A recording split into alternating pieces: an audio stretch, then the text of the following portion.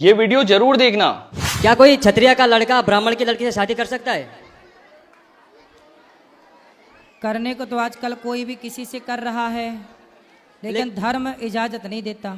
और नहीं देखते, वो बोलते हैं कि पितरों को दर्पण नहीं कर सकते। अभी आपने बोला कि चतुर्वर्ण से ऊपर के ब्राह्मण, क्षत्रिय और शूद्र और वैश्य जो भी हैं गुण और कर्मों के विभाग से होते हैं, तो फिर गुरुजी ऐसे कैसे नहीं बोल सकते कि नहीं हो सकता है? तो गुण कर्म इसको श्लोक को पढ़ा है आपने? हाँ पढ़ा है गुरुजी इसकी मैंने। व्याख्या पढ़ी है? हाँ पढ़ी है। क्या लिखा है? ब्राह्मण का चरित्र है ज्ञान फैलाना, और वो उसका चरित्र है और ज्ञान है। ठीक है। क्षत्रिय का कर्म है कि वो सबकी रक्षा करे, शूद्र का कर्म है कि व्यापार करना, और वैश्य का कर्म है कि सबकी सेवा करना, उन तीनों के। ठीक है। तो क्या क्षत्रिय का लड़का, मतलब जो इधर भी रहते हैं हमारे उधर ब्राह्मण, वो तो कुछ भी करते हैं, हमारे उधर को ब्राह्मण भी तो मांस भी खाते हैं। फिर तो रावण सीता को भी चुराता था। वही तो गुरुजी फिर प्रश्न है। आप तुम भी चुराओ किसी को। फिर हम चुराने की बात नहीं कर रहे गुरुजी। वही तो हम कह रहे हैं कि लोग क्या करते हैं ये मत कहा करो। लोग तो गलत कर रहे हैं, लोग तो गलत कर ही रहे हैं ना बेटा। हाँ गुरुजी। तो हम भी गलत करें क्या कि वो कर रहे हैं तो हम भी करें?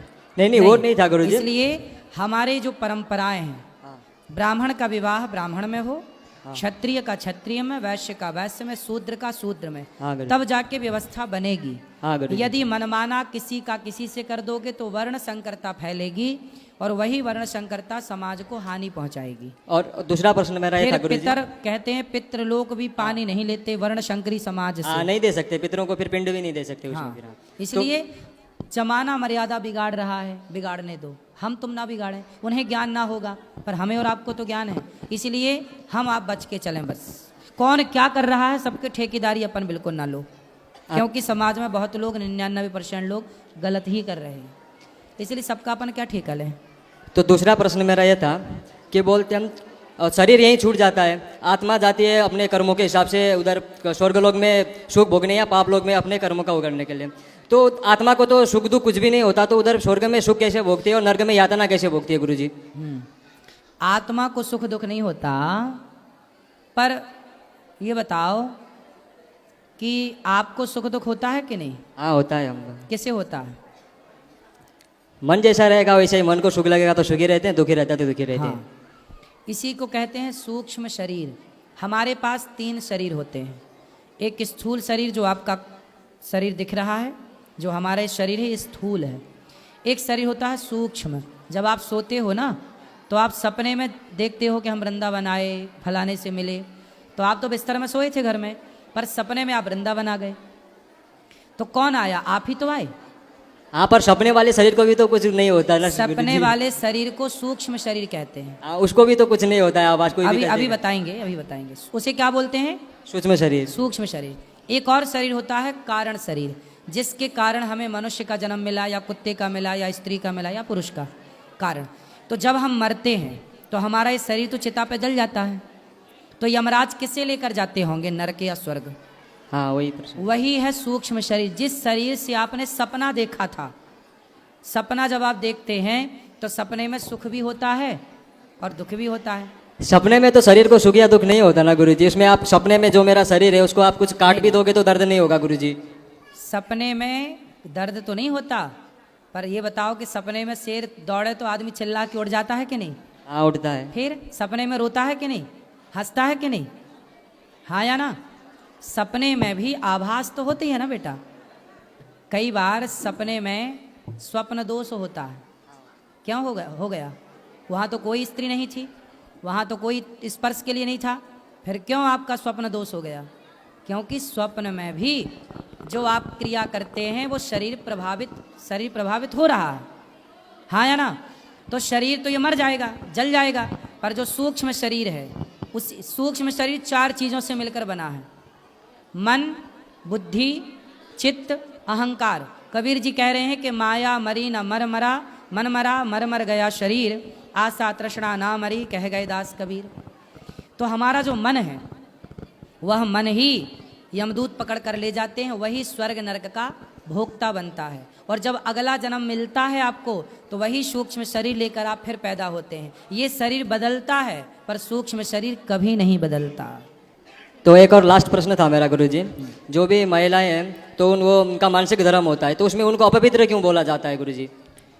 अपवित्र नहीं महिलाओं का बोला मानसिक जाता। धर्म होता है जो। अपवित्र नहीं बोला जाता।